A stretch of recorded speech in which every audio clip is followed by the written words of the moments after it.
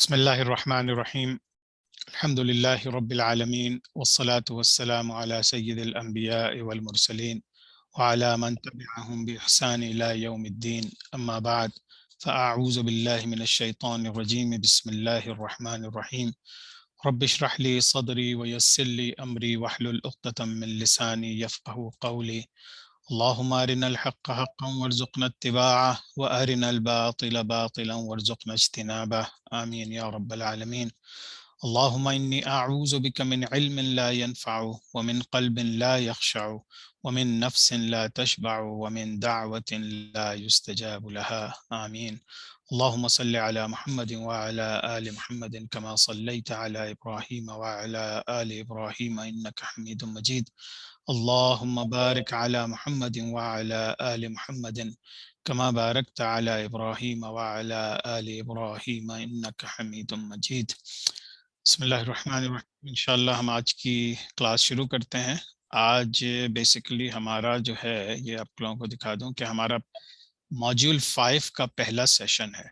तो हमने अल्हम्दुलिल्लाह बहुत ही सक्सेसफुली 4 मॉड्यूल कंप्लीट कर लिए, जिसमें हमने क्रिएशन ऑफ द यूनिवर्स, कायनात के शुरू होने से लेके अंबिया अलैहिमुस्सलाम, फिर थोड़े से वाक़यात हज़रत ईसा अलैहिस्सलाम और हुज़ूर अकरम सल्लल्लाहु अलैहि वसल्लम के दरमियानी 600 साल, फिर हुज़ूर अकरम सल्लल्लाहु अलैहि वसल्लम की सीरत, उसके बाद खुलफ़ाए राशिदीन, और अब खुलफ़ाए राशिदीन मॉड्यूल 4 था, जिसके अंदर हम लोगों ने थोड़ा सा पिछली क्लास में आगे जाके हज़रत इमाम हसन रज़ियल्लाहु ताला अन्हु, हज़रत इमाम हुसैन रज़ियल्लाहु ताला अन्हु की ज़िंदगी को थोड़ा सा स्टडी किया था, करबला का वाक़या भी टच किया था। और कि ये, क्योंकि ये जो वाक़यात हुए थे करबला के और हज़रत इमाम हुसैन की शहादत के, ये हज़रत अमीर मुआविया रज़ियल्लाहु ताला अन्हु के इंतकाल के बाद जब उनका बेटा यजीद हुकूमत में था, तो हमने तकरीबन 20 साल फास्ट फॉरवर्ड कर लिए थे।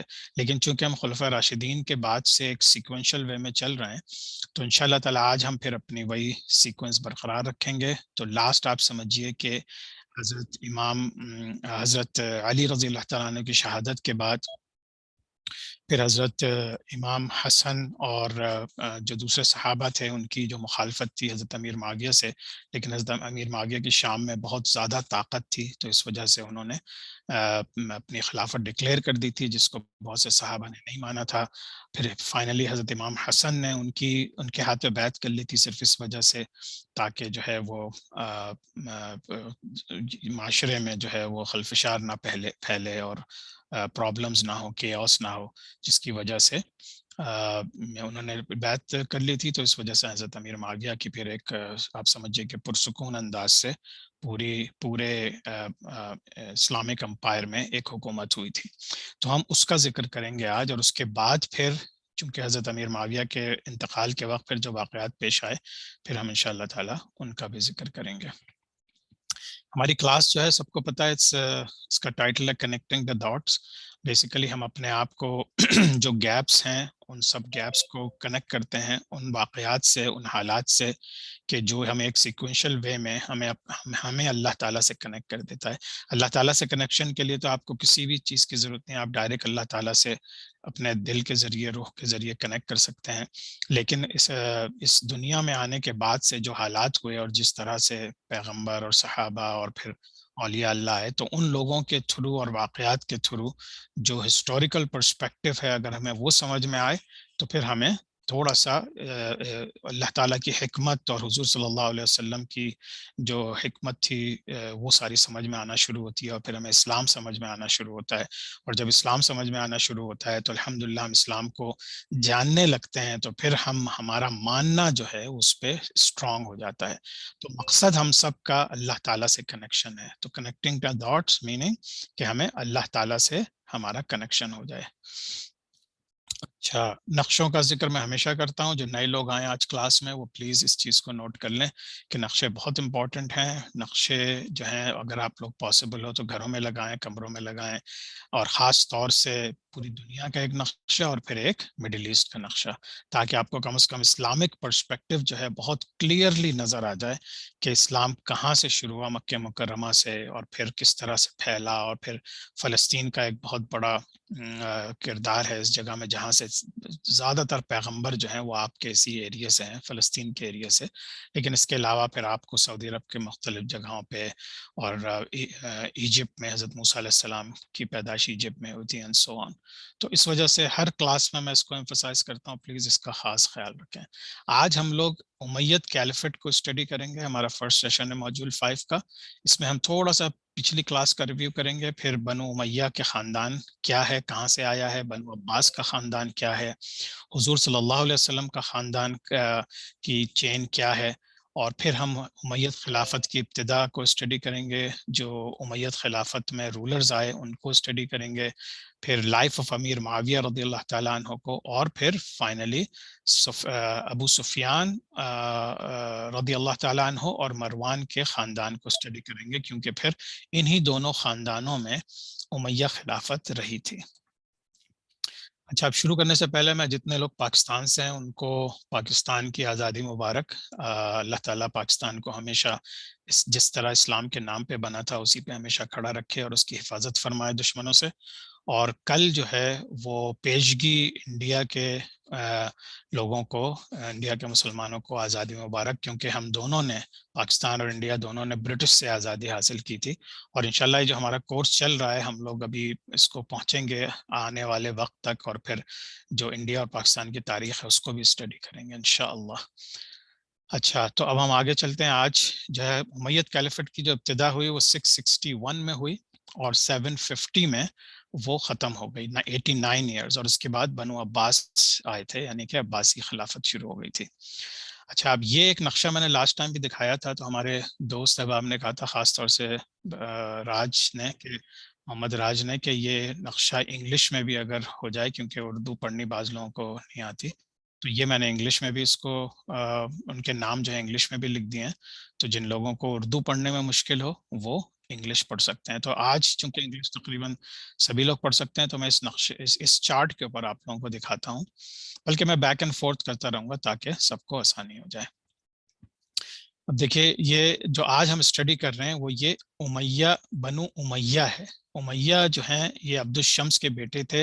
عبد الشمس کے والد عبد مناف، پھر ان کے والد قصی، اور پھر یہ قریش، جن سے یہ سب قبیلہ قریش مشہور ہوا تھا. تو یہ قریش قبیلے کے سارے لوگ جو ہیں قریش قبیلے کے ہیں.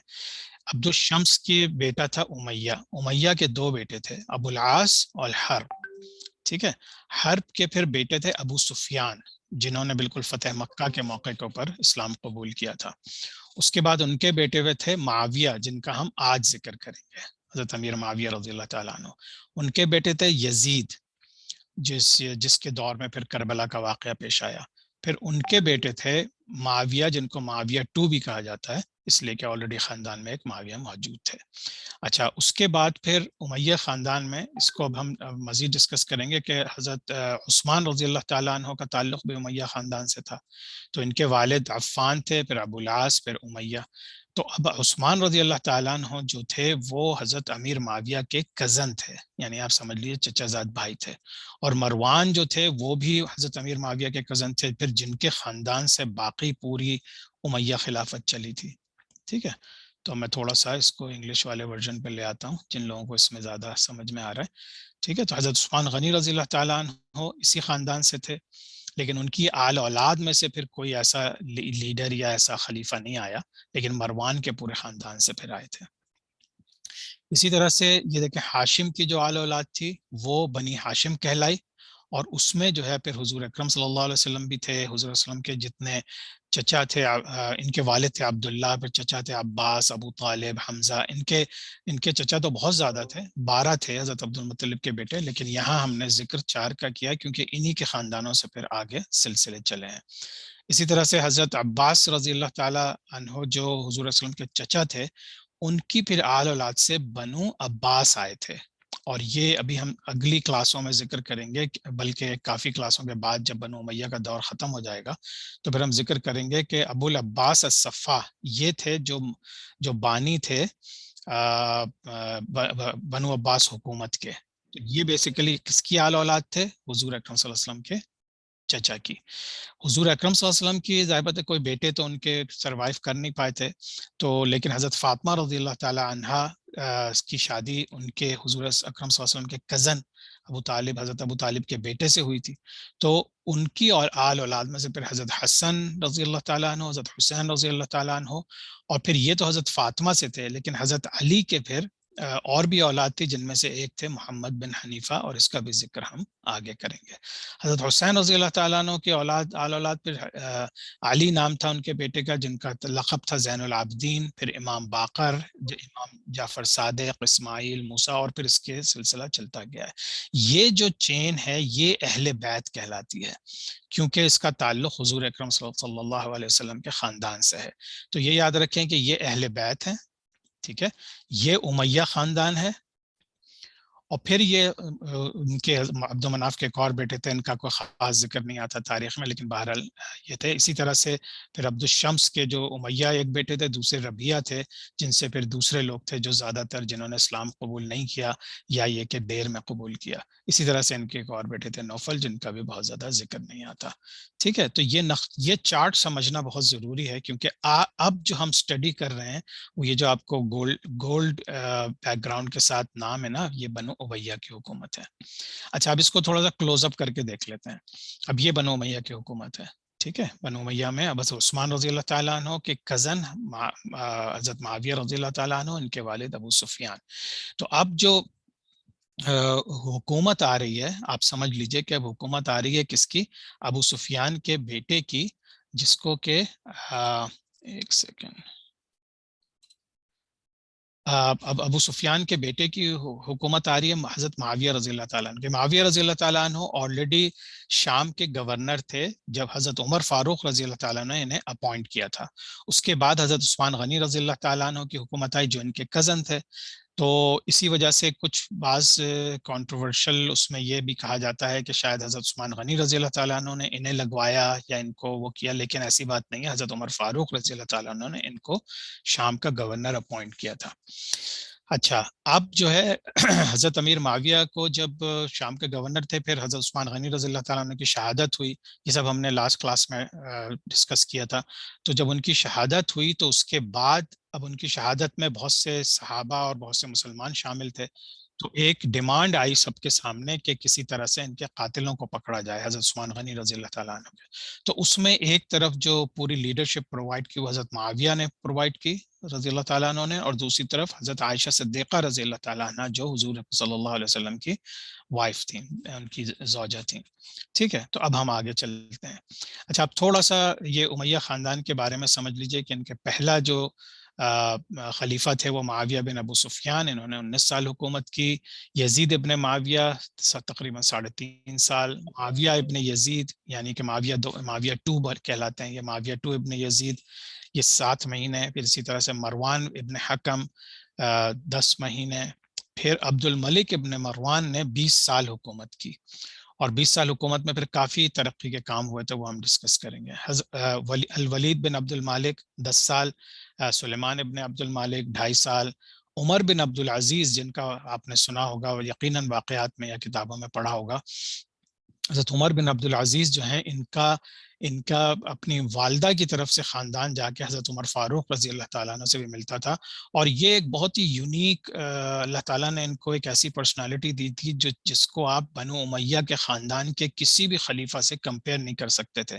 یہ بہت دیندار تھے، بہت کمیٹڈ تھے اسلام سے. اور انہوں نے جب ان کی حکومت آئی، ہم پڑھیں گے آگے کہ انہوں نے حکومت لینے سے انکار کر دیا تھا اور کہا تھا کہ میں صرف اس صورت میں لوں گا جب تم لوگ میری سب باتیں مانو گے. تو اس وجہ سے ان کو پتا تھا کہ جس طرح ساری دنیا میں حکومتیں ہوتی ہیں، اگر کسی کو آپ پریزیڈنٹ یا پرائم منسٹر بنا دیں تو اس کو پھر کسی بڑی دوسری پاور کو اوبے کرنا ہوتا ہے، اور اگر وہ نہ اوبے کرے تو اسے نکال دیا جاتا ہے. تو انہوں نے شروع میں کہہ دیا تھا کہ بھئی تمہیں اگر مجھے نہیں رکھنا تو نہیں رکھو، لیکن اگر مجھے رکھنا ہے تو پھر جو میں باتیں بتاؤں گا، جس طرح سے میں حکومت چلانا چاہوں گا، اس طرح سے چلے گی. اور پھر اللہ تعالیٰ نے ان کو صرف 2.5 سال کی سمجھیے مدت میں انہوں نے بہت ترقی کی اور پورے عالم اسلام کو ایک ریوائیو کر دیا. بلکہ بہت سے لوگ ان کو بھی 5واں خلیفہ کہتے ہیں، اس وجہ سے کہ جو خلافت ریوائیو ہوئی تھی. خلافت کا جو تصور ہے وہ یہی ہے کہ آپ بغیر لڑے اور بغیر خواہش کیے آپ کو خلیفہ بنایا جائے. تو یہ کوالٹی ان کے اندر موجود تھی کہ ان کو ان کی خواہش نہیں تھی گدی حاصل کرنے کی، لیکن انہوں نے ان کو لوگوں نے جب کہا کہ ہاں ہم آپ کی بات مانیں گے، تو اس وجہ سے ان کو بعض لوگ یہ بھی کہتے ہیں کہ اٹس آلموسٹ لائک کہ he is the fifth caliph of Islamic empire. اس کے بعد پھر یزید ابن عبد الملک 4 سال، پھر ہشام ابن عبد المالک 19 سال، پھر الولید 2. پھر ان کے بھی نام بہت ریپیٹ ہوتے تھے، یزید، ولید، معاویہ، یہ سارے نام بہت ریپیٹ ہوتے تھے. اسی طرح سے الولید، پھر یزید، پھر ابراہیم، پھر مروان. تقریباً مروان کی حکومت 5 سال تھی، اور اس کے بعد پھر ان کی حکومت بنو امیہ کی ختم ہو گئی تھی. اچھا، یہ ایک اور چارٹ ہے تو یہ میں بار بار آپ لوگوں کو دکھاؤں گا، ریپیٹ کروں گا تاکہ آپ لوگوں کو ذہنوں میں نقش ہو جائے. یہ چارٹ آپ دیکھیے کہ پھر میں نے اس میں نمبرنگ ڈال دی ہے. تو یہ امیہ خاندان سے ابھی جو ہم ذکر کریں گے آج حضرت امیر معاویہ رضی اللہ تعالیٰ عنہ کا، تو وہ پہلے خلیفہ تھے امیہ حکومت کے، بنو امیہ کے. دوسرا یزید تھا، تیسرے معاویہ تھے، تیسرے یعنی کہ ان کا معاویہ 2 تھے. اس کے بعد یہ جو ابو سفیان کے خاندان سے حکومت تھی وہ چلی گئی، کیونکہ اس کے بعد کوئی اور خلیفہ ان کے امیجیٹ بچوں میں کوئی نہیں تھا. تو پھر یہاں سے جو حضرت معاویہ کے ایک اور کزن تھے مروان، ان کے پاس حکومت آ گئی. اور یہ بھی بیسیکلی ان لوگوں نے یہ کہا کہ بھئی ہمارے ہاتھ سے حکومت نہ چلی جائے ہمارے خاندان سے. تو پھر انہوں نے مروان 1 جن کو کہا جاتا ہے، ان کو ریکویسٹ کی، تو انہوں نے خلافت قبول کی. اور اس کے بعد پھر مروان کے ہی خاندان سے پھر سب باقی جتنے بنو امیہ کے خلفاء آئے وہ سب انہی کے خاندان سے تھے، اور حضرت عمر بن عبدالعزیز جو تھے وہ بھی انہی کے خاندان سے تھے. تو یہ آپ چارٹ اس لیے ذہن میں رکھنا ضروری ہے کہ یہ 1 2 3 خلیفہ تو ابو سفیان کی آل اولاد سے تھے، اور اس کے بعد پھر مروان کی آل اولاد سے باقی 4 اسی ترتیب سے خلافت ہوئی ہے، 4 5 6 7 اس طرح کر کے. پھر انشاءاللہ تعالیٰ ہم ان کو ایک ایک کر کے ڈسکس کریں گے. اچھا، امیہ ڈائنسٹی جو ہے وہ بیسیکلی سینٹرلائز تھی کہاں پہ؟ سیریا میں، کیونکہ سیریائی کے گورنر حضرت امیر معاویہ تھے، ان کو سب سے زیادہ طاقت وہیں حاصل تھی. اور پھر انہوں نے اپنی جو ہے جب خلافت ملنے کے بعد پھر انہوں نے بہت ہی سوئفٹ انداز سے اور تیزی سے ایکسپینشن شروع کی مسلم امپائر کی، جو پھر ایجپٹ کی طرف نارتھ افریقہ میں پھیل گئی، اور باقی نیچے آپ سمجھیے کہ پورے عراق اور سیریا اور فلسطین سارے علاقوں میں ان کی حکومت تھی. لیکن ابھی بھی مکہ مکرمہ اور مدینہ منورہ میں کچھ ایسے صحابہ تھے جنہوں نے ان کی بیعت آخر دم تک نہیں کی، وہ ہم ابھی ڈسکس کرتے ہیں. انہی کے دوران جو ہے ٹیریٹوریز بہت ایکسپینڈ ہوئی تھی، یہاں تک کہ مسلمان اسپین تک پہنچ گئے تھے. اور اسپین کی مسلمان حکومت کی ایک اپنی تاریخ ہے، اور پھر ہم دیکھیں گے وہ کس طرح سے آگے چلی. اسی طرح سے ایسٹ سائڈ پہ وہ انڈیا تک پہنچ گئے تھے، چائنا کے بارڈرز کو چھونے لگے تھے، اور پاکستان کے کچھ علاقے تھے وہ ان کے قبضے میں تھے. تو اس طرح سے یہ بہت بڑی ایکسپینشن جو ہوئی ہے وہ حضرت امیر معاویہ رضی اللہ تعالیٰ عنہ کے زمانے میں ہوئی، جو حضرت عثمان غنی رضی اللہ تعالیٰ عنہ کے جو تقریباً ہاف دور تھا، انہوں نے 12 سال حکومت کی تھی. 12 سال میں تقریباً 8 سال تک بہت ترقی ہوئی تھی، ٹیریٹوریز گین ہوئی تھیں، بہت سی نئی چیزیں ڈیولپ ہوئی تھیں. لیکن اس کے بعد پھر چونکہ فتنہ و فساد شروع ہوا حضرت عثمان غنی رضی اللہ تعالیٰ عنہ کے آخری دور میں، پھر حضرت علی رضی اللہ تعالیٰ عنہ کے دور میں کوئی بھی ٹیریٹوریل گین یا کوئی وہ نہیں ہو سکا، کیونکہ مسلسل کیاس تھی، اور پھر ان کی شہادت ہوئی اور اس طرح سے. تو اب سمجھیے کہ حضرت عثمان غنی رضی اللہ تعالیٰ عنہ کے ابتدائی دور کی جو ترقیاں تھیں وہ اب کنٹینیو ہو گئیں حضرت امیر معاویہ رضی اللہ تعالیٰ عنہ کے دور میں.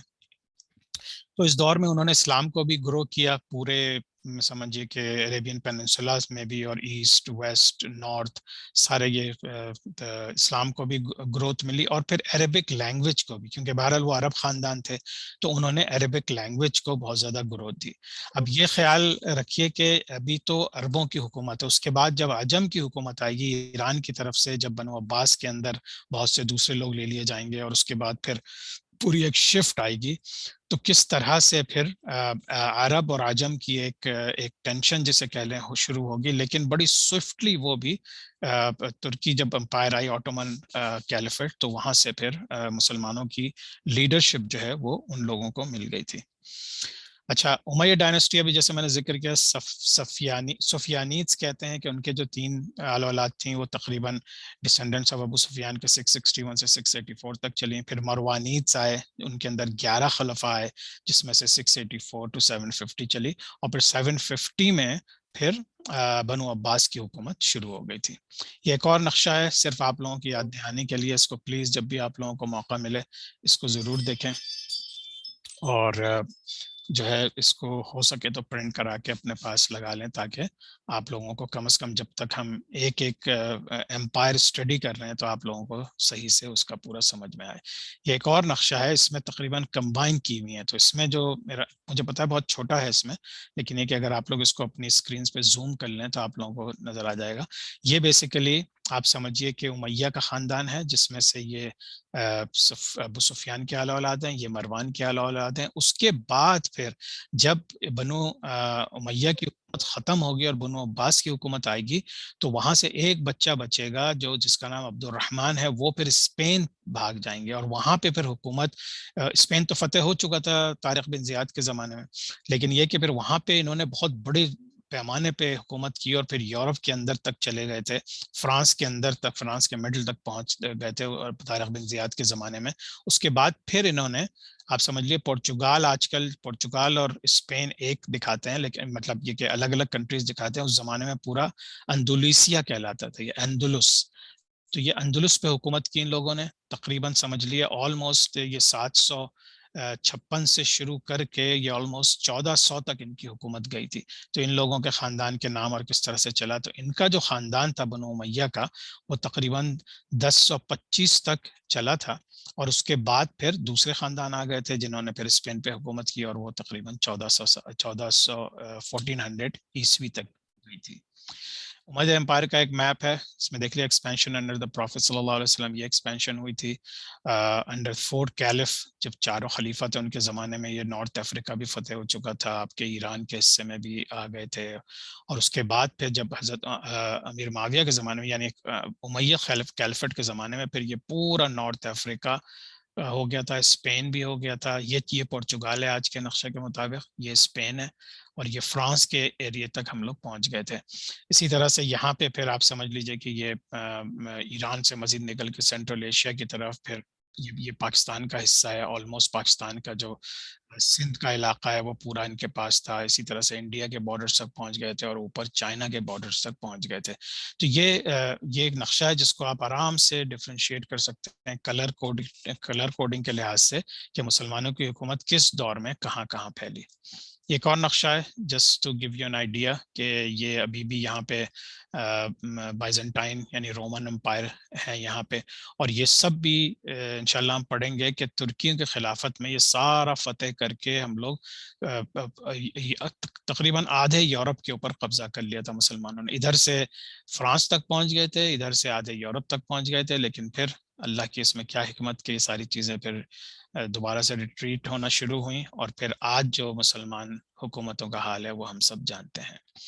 خلافت امیر معاویہ، یہ آپ لوگوں کو نقشہ دکھا چکا ہوں، پہلے خلیفہ تھے بنو امیہ کے، فاؤنڈر آف امیہ کیلیفٹ تھے، ابو سفیان کے بیٹے تھے، یہ ان کے لیے یہ بھی ہے کہ کاتب وحی بھی تھے، حضور اکرم صلی اللہ علیہ وسلم ان سے قرآن کی کتابت بھی کرایا کرتے تھے۔ انہوں نے اسلام قبول کیا جب ان کے بھائیوں اور والدہ نے فتح مکہ کے وقت اسلام قبول کیا، جب حضرت ابو سفیان رضی اللہ تعالیٰ عنہ نے، تو پھر ان کی یعنی کہ ان کی والدہ اور انہوں نے اور ان کے بھائیوں نے اسلام قبول کر لیا تھا۔ جب ان کے بھائی یزید بن ابو سفیان کا انتقال ہوا 18 ہجری میں، اور عمر رضی اللہ تعالیٰ عنہ نے ان کو گورنر بنا دیا سیریا کا، تو پہلے ان کے بھائی تھے، پھر اب یہ بن گئے تھے۔ تو یہ ایک تاریخ کا حصہ ہے جس کو ہمیں یاد رکھنا بہت ضروری ہے کہ حضرت عمر فاروق رضی اللہ تعالیٰ عنہ نے ان کو گورنر بنایا تھا شام کا۔ پھر حضرت عثمان رضی اللہ تعالیٰ عنہ کے زمانے میں وہ نہ صرف یہ کہ سیریا کے جو قریب قریب کے علاقے تھے ان کے اوپر بھی ان کا زور تھا، ان کا یعنی کہ جورسڈکشن تھی۔ انہوں نے سیریا کے سارے بارڈرز جو ہیں وہ فتح کر کے، آپ کو پتہ ہے اوپر رومن امپائر تھی، تو رومن امپائر سے سارے بہت سے علاقے دوبارہ لے کے اور سیریا میں شامل کر دیے تھے۔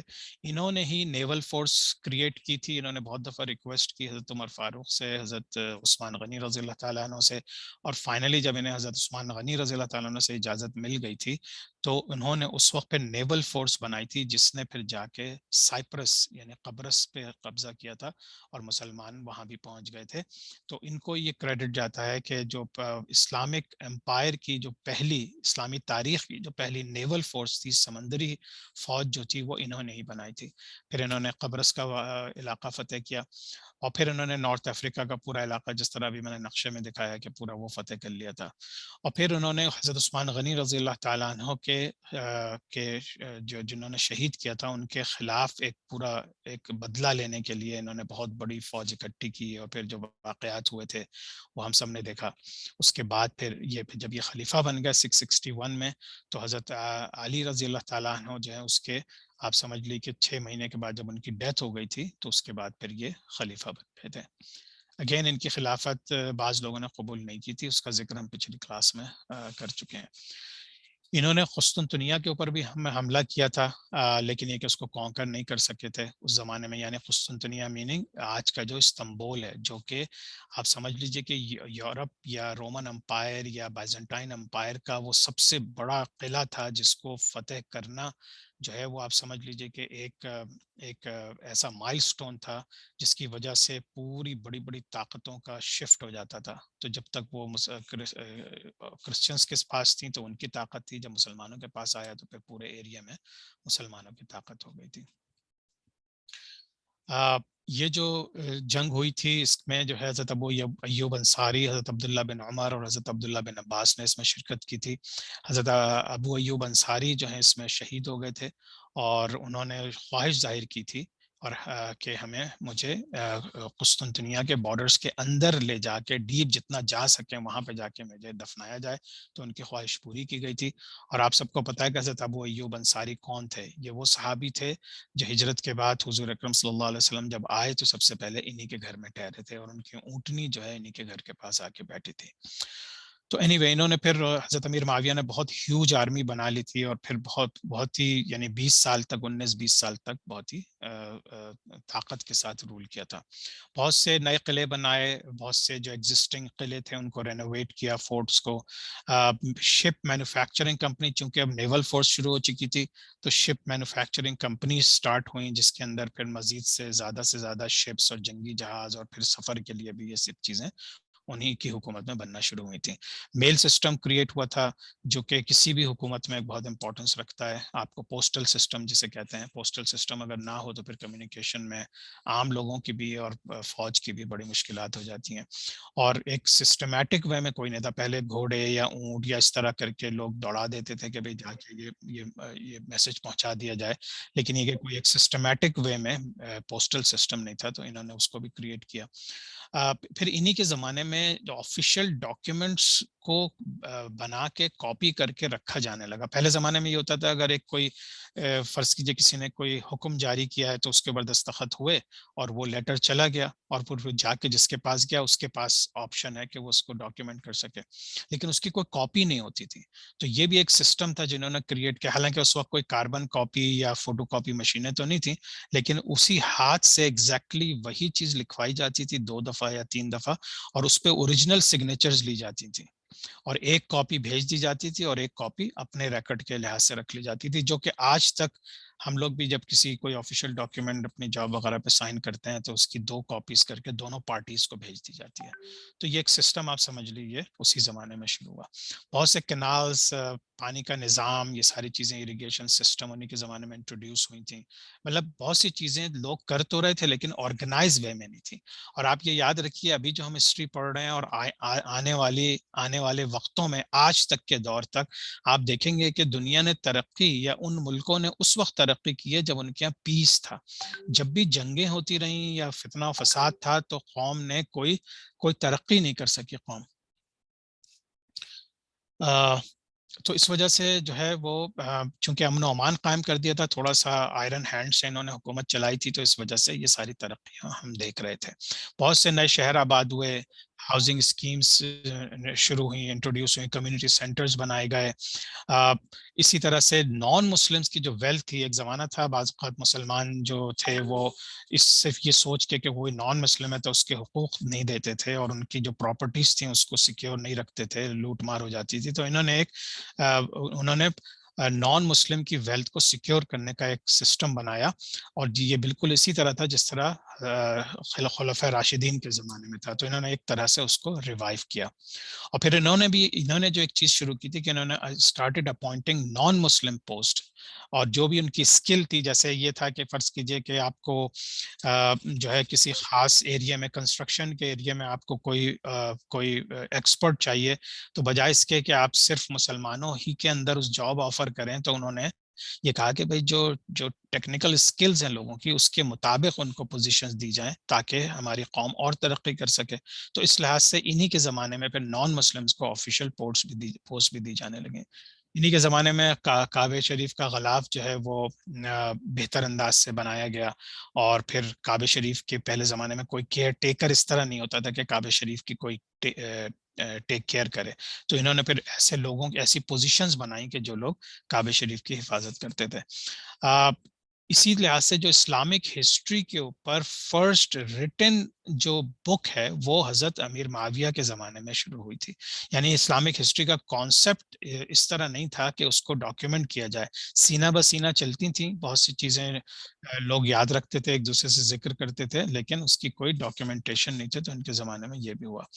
اور وہ امہات المومنین کے ساتھ بہت جنرس تھے، ان لوگوں کے وظیفے مقرر کیے ہوئے تھے، ان لوگوں کو فائنینشلی اور ہر لحاظ سے ان کو سپورٹ دیتے تھے. اور پھر انہوں نے بہت سے صحابہ ایسے تھے جن کو فائنینشلی وہ اپنی حکومت سے سپورٹ کرتے تھے. اچھا، اب تو یہ ہو گئی حضرت معاویہ بن ابو سفیان کی حکومت جو تقریباً 19 سال چلی. اب اس کے بعد کیا ہوا؟ اب ان کے بعد جو ہے یہ واقعہ میں نے پچھلی کلاس میں ذکر کیا تھا، اب تھوڑا سا امپورٹنٹ ہے، تو I would like all of you to please focus on these things. کہ حضرت امیر معاویہ کے بعد یزید، خلافت یزید بن معاویہ. اچھا، اب یزید جو ہیں یہ حضرت معاویہ کے بیٹے ہیں، لیکن ان کو کراؤن پرنس بنا دیا تھا جب حضرت امیر معاویہ کی حکومت ابھی صرف 10 سال ہوئی تھی. اور اس کی تھوڑی سی ڈیٹیلز ہیں جو آج بھی میں ڈسکس کروں گا، تو لاسٹ ٹائم بھی کی تھی. تو بہرحال یزید کی خلافت 3.5 سال رہی، اور یہ بہت ہی کیوٹک، ایک بہت ہی سمجھیے کہ سول اس کے اندر وہ تو نہیں ہوئے تھے لڑائیاں جھگڑے، لیکن یہ کہ اندر ہی اندر بہت ظلم و ستم ہوئے تھے. یزید جو تھا وہ بذات خود ایک کوئی بہت دیندار شخص نہیں تھا، وہ پروبیبلی اس پوسٹ کا اہل بھی نہیں تھا، لیکن اس کے پیچھے ایک بیک گراؤنڈ تھا جس کو بعض علماء کرام جو ہے حضرت امیر معاویہ رضی اللہ تعالیٰ عنہ کی اس وجہ کو بیان کرتے ہیں جس وجہ سے بنایا گیا، لیکن اللہ بہتر جانتا ہے کہ اس میں اللہ تعالیٰ کی کیا منشا تھی اور کیا مرضی تھی اور کیا حکمت تھی.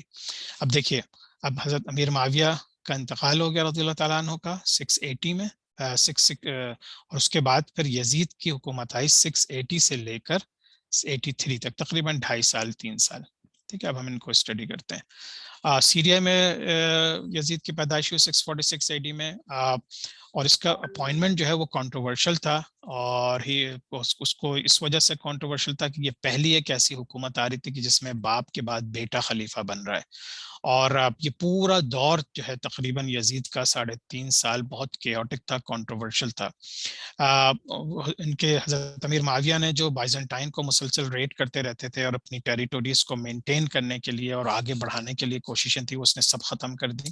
تو بیسیکلی اب وہ صرف اور صرف اپنے سیریا کی جو سیریا ہی میں چونکہ خلافت تھی، حکومت تھی، تو اپنے سیریا کی آرمی کو اور اس کو اسٹرینتھن کرنے میں اس نے اپنا سارا وقت لگایا، اور مزید بارڈرز کے اوپر ایکسپینشن اسی کے زمانے سے رک گئی تھی، اور اس کے زمانے میں کوئی نئی ٹیریٹوری گین نہیں ہوئی. اسی کے زمانے میں جو کربلا میں فورسز گئی تھیں عبید اللہ بن زیاد کی، وہ یزید نے بھیجی تھیں. اسی کے زمانے میں جو مدینہ منورہ کے اوپر اٹیک ہوا تھا، جو کہ ایک بہت ہی ہاربل انسیڈنٹ ہے تاریخ کا، جس کو انسیڈنٹ آف حرہ کہتے ہیں. حرہ کا انسیڈنٹ جو مدینہ منورہ میں ہوا تھا، اس میں بھی تھوڑی سی کنٹروورسی ہے، مختلف مورخ مختلف انداز سے بیان کرتے ہیں، لیکن یہ کہ بہرحال اس کی ایک حقیقت تھی جس کی وجہ سے تاریخ کی کتابوں میں ہے. اسی کی حکومت میں جو ہے حضرت عبداللہ بن زبیر، چونکہ انہوں نے کبھی بھی حضرت امیر معاویہ کی خلافت قبول نہیں کی تھی اور مکہ مکرمہ میں چلے گئے تھے، بعد میں انہوں نے اپنے آپ کو کنفائن کر لیا تھا حرم شریف کے اندر. تو پھر انہی کی جو فوج تھی یزید کی، اس نے پھر کعبہ شریف کے اوپر بھی پتھر برسائے تھے صرف حضرت عبداللہ بن زبیر کو گرفتار کرنے کے لیے. اور یہ سارے ظلم و ستم مزید بڑھتے رہتے اگر یزید کا انتقال نہیں ہو جاتا. اگر یزید کی ڈیتھ نہیں ہو جاتی تو یہ شاید ظلم و ستم اور بڑھتے، لیکن اللہ بہتر جانتا ہے. کیونکہ جب حضرت عبداللہ بن زبیر کو پکڑنے کے لیے ان کی فوج آئی اور کعبہ شریف کے اوپر حملہ کیا اور اس کو بہت زیادہ یعنی بے حرمتی کی، تو لیکن اچانک اسی وقت خبر ملی کہ یزید کا انتقال ہو گیا، تو پھر یہ ان کی فوج واپس چلی گئی اور اس طرح سے حضرت عبداللہ بن زبیر اس وقت وہاں پہ بچ گئے. اچھا، اب تھوڑا سا ریویو کر لیتے ہیں. مجھے پتا ہے ٹائم تھوڑا سا 4-5 منٹ آج آگے جائیں گے، لیکن اگر آپ لوگ تھوڑا جسٹ بیئر ود می کہ حضور اکرم صلی اللہ علیہ وسلم کی ڈیتھ ہوتی ہے 632 AD میں. پہلی خلیفہ حضرت ابوبکر صدیق رضی اللہ تعالیٰ عنہ، اسی طرح سے عمر فاروق رضی اللہ تعالیٰ عنہ، پھر عثمان بن عفان، پھر علی ابن طالب، پھر حضرت حسن رضی اللہ تعالیٰ عنہ تقریباً 6 مہینے خلافت کی بیعت لیتے ہیں، لیکن اس کے بعد حضرت امیر معاویہ کی بیعت قبول کر لیتے ہیں. پھر حضرت امیر معاویہ جو ہے چونکہ سیریا کے خلیفہ تھے تو انہوں نے عراق، ایجپٹ اور دوسرے ایریاز میں ان کی خلافت ہو جاتی ہے، لیکن مکہ مکرمہ اور مدینہ منورہ میں جو میجر صحابہ تھے، حضور اکرم صلی اللہ علیہ وسلم کے بہت قریب صحابہ تھے، انہوں نے ان کی خلافت قبول نہیں کرتے امیر معاویہ کی رضی اللہ تعالیٰ عنہ کی. حسین رضی اللہ تعالیٰ عنہ نے بھی ان کی خلافت قبول نہیں کی، اور ان کے بھائی نے کر لی تھی لیکن انہوں نے نہیں کی، اور انہوں نے پھر مکہ مکرمہ مدینہ منورہ میں رہے جب تک کہ کربلا کا واقعہ پیش نہیں آیا. جب جس طرح لاسٹ کلاس میں ہم نے ڈسکس کیا تھا کہ حضرت حسین رضی اللہ تعالیٰ عنہ پھر کربلا میں جا کے عبید اللہ بن زیاد کی فوج سے ٹکراتے ہیں اور پھر ان کے پورے خاندان کو شہید کر دیا جاتا ہے. حضرت حسن رضی اللہ تعالیٰ عنہ کو جو ہے وہ 670 میں ان کی شہادت ہو جاتی ہے. ان کو بھی حضرت حسن کو بھی کہتے ہیں کہ ان کو زہر دیا گیا تھا تقریباً 10 سال انٹو معاویہ حکومت. تو پھر جب 10 سال گزر جاتے ہیں معاویہ رضی اللہ تعالیٰ عنہ کی حکومت کو، تو ان کو کچھ صحابی تھے، ایک صحابی تھے جن کا واقعہ آتا ہے کہ انہوں نے سجیسٹ کیا کہ اگر آپ نے اپنے بیٹے کو ولی عہد یا کسی کو بھی ولی عہد اناؤنس نہیں کیا تو جس طرح سے ابھی کیاس اور یہ سارے کرپشن چل رہی تھی، یہ پھر بہت زیادہ بڑھ جائے گی لڑائی جھگڑا. تو کہتے ہیں بعض اس میں اختلاف ہے، تو اس وجہ سے دونوں سائٹ کی تاریخ میں آتا ہے کہ حضرت امیر معاویہ نے خود سے اپنے بیٹے کو کہا تھا بغیر کسی پریشر کے، لیکن دوسرے اس میں یہ آتا ہے کہ ان کو یہ کہا گیا تھا کہ اگر آپ نے ولی عہد اپنا اپوائنٹ نہیں کیا اپنی زندگی میں تو پھر بہت زیادہ لڑائی جھگڑے اور فتنہ و فساد شروع ہو جائے گا. تو پھر تقریباً جب ان کی 10 سال ان کی حکومت ہو چکی تھی، انہوں نے یزید کو اپنا ولی عہد اپوائنٹ کر دیا تھا. اور اس چیز کو بھی حضرت حسین رضی اللہ تعالیٰ عنہ اور دوسرے 4 میجر صحابہ نے ایکسیپٹ نہیں کیا تھا. حضرت معاویہ کا انتقال 680 AD میں ہو جاتا ہے. پھر حضرت ان کے بیٹے یزید جو ہیں وہ خلیفہ بن جاتے ہیں. حضرت عبداللہ بن عمر رضی اللہ تعالیٰ عنہ، حضرت عبداللہ بن عباس رضی اللہ تعالیٰ عنہ جو ہے وہ یزید کی کیلیفٹ کو ایکسیپٹ کر لیتے ہیں صرف اس وجہ سے کہ مسلمانوں میں پیس اینڈ ہارمنی رہے. حضرت عبداللہ بن زبیر رضی اللہ تعالیٰ عنہ اور حضرت حسین بن علی رضی اللہ تعالیٰ عنہ انہوں نے اس وقت بھی پھر اس کی خلافت کو قبول نہیں کیا، ان کے ہاتھ پہ بیعت نہیں کی. حضرت حسین رضی اللہ تعالیٰ عنہ ان کو لیٹرز ملنے شروع ہو جاتے ہیں کوفہ سے. ہم نے یہ ساری لاسٹ کلاس میں بہت تفصیل سے ڈسکس کیا تھا، اس لیے میں بریفلی ڈسکس کر رہا ہوں تاکہ جو نئے لوگ آئیں ان کو تھوڑا سمجھ میں آ جائے کہ حضرت حسین رضی اللہ تعالیٰ عنہ کو لیٹرز ملنا شروع ہوتے ہیں کوفہ سے کہ بھئی ہم آپ کی سپورٹ کو کھڑے میں ہیں اور ہم معاویہ کی حکومت سے یا فائٹ کر سکتے ہیں ہم، تو آپ ہمارے پاس آ جائیں، ہم یزید کی حکومت سے یعنی کہ بنو امیہ کی حکومت سے فائٹ کر سکتے ہیں یزید کے خلاف. لیکن بعد میں پھر ہمیں پتہ چلا کہ جب حضرت حسین رضی اللہ تعالیٰ عنہ نے مسلم بن عقیل کو بھیجا ٹو ویریفائی دیٹ، تو ان کے ہاتھ پہ 10 سے 12 ہزار لوگوں نے بیعت کی، لیکن پھر پتہ چلا کہ یہ ایک فیک تھا اور حضرت مسلم بن عقیل کو قتل کر دیا جاتا ہے. حضرت حسین رضی اللہ تعالیٰ عنہ کو چونکہ انکریجمنٹ مل چکی تھی تو وہ انہوں نے جرنی شروع کر دی تھی، لیکن جب مسلم بن عقیل کے قتل کا شہادت کا واقعہ ملتا ہے تو پھر وہ واپس جانا چاہتے ہیں، لیکن مسلم بن عقیل کے بیٹے بھی ان کے ساتھ تھے تو انہوں نے کہا ہمیں اپنے والد کا بدلہ لینا ہے جس طرح سے ان کو قتل کیا گیا ہے. تو پھر حضرت حسین رضی اللہ تعالیٰ عنہ جو ہیں وہ چلے جاتے ہیں، پھر ان کو کوفہ میں داخل نہیں ہونے دیا جاتا. وہ کوفہ سے ہٹ کے تھوڑا سا اوپر کی طرف جاتے ہیں، کربلا میں کیمپ کرتے ہیں. پھر وہاں کے جو واقعات ہوئے وہ ہم سب نے لاسٹ کلاس میں بھی اٹینڈ کیا تھا کہ کربلا کا واقعہ پیش آتا ہے. اور یہ جو عبید اللہ بن زیاد تھا، یہ ایک بہت ہی ظالم انسان تھا، بہت ہی اس کے ظلم جو ہے ویسے ہی مشہور تھے. اس کو پہلے بصرہ کا گورنر تھا، لیکن پھر یزید نے اس کو کوفہ کا گورنر بھی بنا دیا. اور پھر بیسیکلی جتنے یزید نے ظلم اور ستم کیے ہیں وہ عبید اللہ بن زیاد کے تھرو ہی کیے ہیں. اور پھر ایون کے بعد میں پھر یزید کی فوجوں نے جب مدینہ منورہ پہ حملہ کیا تھا، وہ بھی ایک بہت ہی دردناک داستان ہے. تو یہ سارا واقعہ ہم نے لاسٹ ٹائم کیا تھا کہ حضرت حسین رضی اللہ تعالیٰ نے پھر ریکویسٹ کی تھی کہ بھئی مجھے اگر اس سے یزید سے ملنے دیا جائے تو میں اس سے ڈائریکٹ بات کرنا چاہوں گا، لیکن عبید اللہ بن زیاد نے نہیں ملنے دیا. پھر بہت ساری جو ایک نیگوشیشنز تھیں وہ ختم کرتے کرتے آخر میں انہوں نے کہا تم یا صرف لڑو ہم سے یا یزید کی بیعت قبول کرو. تو حضرت حسین رضی اللہ تعالیٰ عنہ نے کہا کہ نہیں، میں لڑوں گا، کیونکہ میں آئندہ آنے والی دنیا کے لیے یہ ایک پیغام بھیجنا چاہتا ہوں کہ جب حق میں انسان ہوتا ہے، حق پہ کھڑا ہوتا ہے، تو پھر اس کو جان بھی قربان کرنی پڑتی ہے. اور پھر نہ صرف یہ کہ ان کو شہید کیا گیا بلکہ ان کے پورے خاندان کو شہید کر دیا گیا. تو یہ واقعہ ہوا تھا جو تھا، یہ ہم لوگوں نے لاسٹ ٹائم ڈسکس کر لیا تھا. حسین رضی اللہ تعالیٰ عنہ کی شہادت ہو جاتی ہے، اور پھر تقریباً 3 سال مزید گزر جاتے ہیں، اور یزید اپنی حکومت مزید مضبوط کرتا چلا جاتا ہے، لیکن مکہ مکرمہ اور مدینہ منورہ میں اس کی پوزیشن جو ہے وہ رہتی ہے. اور پھر ایک جو ہے بہت ہی دردناک واقعہ پیش آتا ہے. اس کو تاریخ میں نہ جانے کیوں بہت کم مینشن کیا جاتا ہے، لیکن اس کی ایک حقیقت ہے. یہ بیٹل آف ہررا کہلاتی ہے، 683 اے ڈی میں ہوئی. اور مدینہ منورہ کے جو مہاجرین اور انصار تھے، اور جو ان لوگوں نے جو حضور اکرم صلی اللہ علیہ وسلم کے بہت قریب تھے، صحابہ تھے، ان لوگوں نے یزید کی خلافت کو قبول نہیں کیا تھا. تو اب یزید نے اپنی حکومت پورے شام، عراق، نارتھ افریقہ ہر جگہ پہ تو جما لی تھی، لیکن مکہ مکرمہ اور مدینہ منورہ میں اس کو بیعت نہیں مل رہی تھی ٹوٹلی. تو پھر اس نے کیا کیا کہ اس نے پھر سختی سے نمٹنے کا کہا، اور سب سے کہا کہ سختی سے جا کے مدینہ منورہ مکہ مکرمہ جائیں اور ان لوگوں کو کہیں کہ یہ لوگ بیعت کریں. لیکن ان میں سے پھر بھی بہت سے لوگوں نے بیعت نہیں کی. تو 26 اگست 683 اے ڈی کو پھر اس نے بائی فورس اپنی فوج بھیجی کہ وہ صرف اس لیے کہ وہ بیعت کریں. لیکن مدینہ منورہ والوں کو پتا تھا کہ وہ بہت تھوڑی سی تعداد میں ہیں اور یزید کی اتنی بڑی آرمی ہے، لیکن انہوں نے بھی جس طرح حضرت حسین رضی اللہ تعالیٰ نے ڈیسائیڈ کیا تھا کہ میں شہید ہو جاؤں گا لیکن بیعت نہیں کروں گا، اور ایک ظلم کو ایڈمٹ نہیں کروں گا کہ اگر کوئی ظالم ہے تو اس کی بیعت کرنے کا مطلب یہ کہ پھر آپ بھی ظلم کا ساتھ دیتے ہیں. تو جس طرح حضرت علی رضی اللہ تعالیٰ عنہ کی سنت تھی، اسی طرح سے مدینہ منورہ والوں نے حضرت حسین رضی اللہ تعالیٰ عنہ کی جو سنت، مدینہ منورہ والوں نے بھی یہی موقف لیا کہ وہ یزید کی آرمی سے فائٹ کریں گے چاہے شہید ہو جائیں. پھر یہ مدینہ منورہ کے تھوڑا سا نارتھ ویسٹ میں ایک جگہ ہے جس کا نام ہے ہررا. تو وہاں پہ یزید کی فوجیں آئیں تو مدینہ منورہ سے نکل کے لوگوں نے جا کے ان کے ساتھ فائٹ کی، سب کو شہید کر دیا گیا.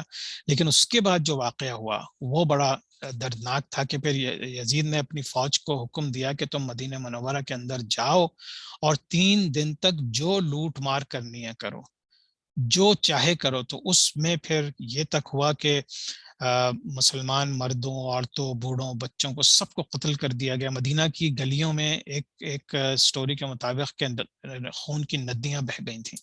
مسلمان عورتوں کو ریپ کیا گیا، گھروں کو جلا دیا گیا اور ڈسٹرائڈ کر دیا گیا. ناؤ اگین یہ چیز ذہن میں رکھیں کہ یہ سب تاریخی واقعات ہیں.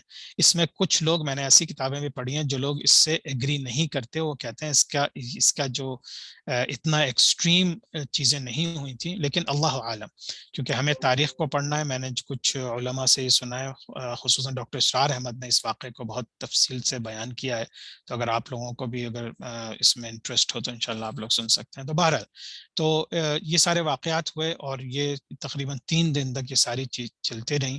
اور پھر عبداللہ بن زبیر جو ہیں وہ پھر نکل کے وہاں سے مکہ مکرمہ چلے گئے اور انہوں نے حرم شریف میں اپنے آپ کو کنفائن کر لیا. ان کو بیسیکلی سیج کر لیا گیا حرم شریف کے اندر. پھر یزید کی فوجیں مکہ مدینہ منورہ میں تباہی مچانے کے بعد مکہ مکرمہ کی طرف گئیں، اور انہوں نے سب سے بیعت لینی شروع کی. جن لوگوں نے نہیں کی ان کو یا تو قتل کر دیا جاتا تھا یا اریسٹ کر لیا جاتا تھا. اور پھر یہاں تک ہوا کہ جب حرم شریف میں حضرت عبداللہ بن زبیر کو ریکور کرانے کے لیے ان لوگوں نے پتھر برسانے شروع کیے، اور جو جا کے کعبہ شریف پہ بھی لگتے تھے، اور بہت زیادہ ڈیمیج ہو گیا تھا کعبہ شریف کا، جس کو پھر بعد میں اسی امیہ خاندان کے کچھ خلفاء نے پھر اس کی کنسٹرکشن دوبارہ سے اچھے طریقے سے کروائی تھی. اچھا، ابھی یہ سیج جاری تھا کہ ان کو خبر ملتی ہے کہ یزید کا انتقال ہو گیا ہے، تو یہ لوگ پھر سارے کے سارے ان کی فوج واپس چلی جاتی ہے. اس کے بھی بہت ڈیٹیل واقعات ہیں، چونکہ ہم ہسٹوریکل سیکوینشل وے میں چل رہے ہیں، تو انشاءاللہ تعالیٰ کبھی ذکر آیا یا کوئی سوال جواب ہوئے تو اس میں ہم ڈسکس کر لیں گے. لیکن یہ کہ یزید کی آرمی بہرحال واپس سیریا چلی جاتی ہے.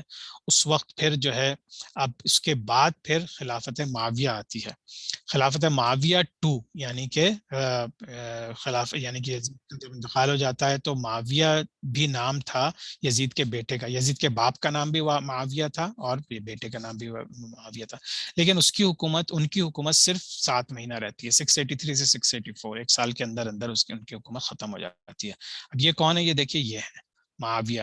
تیسرے نمبر پہ ابو سفیان کے بیٹے حضرت امیر معاویہ تھے رضی اللہ تعالیٰ عنہ، پھر یزید تھے، پھر معاویہ. تو اب ان کی بارے میں ہم بات کر لیتے ہیں، جن کی حکومت بہت شارٹ تھی.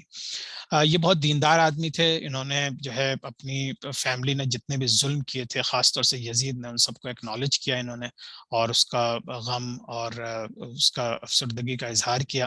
لیکن پھر انہوں نے کچھ اس طرح سے ذہنی طور پہ اتنے ڈپریس ہو گئے کہ انہوں نے اپنے آپ کو ایک روم میں قید کر لیا، اور پھر ایک دن بغیر کسی کو بتائے کہیں نکل گئے، کہیں بھاگ گئے. اور اس طرح سے اب اس کے جو ابو سفیان کی فیملی کی خلافت تھی، وہ سمجھے اس کے اوپر ختم ہو گئی. اور there was a vacuum، کوئی گیپ آ گیا ایک دم سے، کوئی خلیفہ نہیں ہے. تو پھر عبداللہ بن زبیر رضی اللہ تعالیٰ عنہ نے مکہ مکرمہ میں ان لوگوں نے ان کے ہاتھ پہ بیعت شروع کر دی کہ اب یہ ہمارے خلیفہ یہ ہیں. لیکن یہ کہ چونکہ انہوں نے پھر انکار کر دیا کہ میں سیریا نہیں جاؤں گا، چونکہ جو کچھ حضرت حسین رضی اللہ تعالیٰ عنہ کے ساتھ ہوا اور حضرت علی رضی اللہ تعالیٰ عنہ کے ساتھ ہوا، وہ سمجھتے تھے کہ یہی چیز ان کے ساتھ ریپیٹ کی جائے گی اگر وہ خلیفہ بن کے سیریا کی طرف چلے گا، یا عراق یا سیریا کی طرف. تو انہوں نے کہا کہ نہیں، میں یہیں سے بیٹھ کے خلافت کروں گا، یعنی مدینہ منورہ اور مکہ مکرمہ سے. لیکن چونکہ ظاہر سی بات ہے ساری طاقت اور اس وقت پورے ایڈمنسٹریشن جو ہے وہ سیریا میں تھی، تو اس وجہ سے یہ خلافت صرف وہیں تک ہو کے رہ گئی، آگے بہت زیادہ نہیں چل سکی.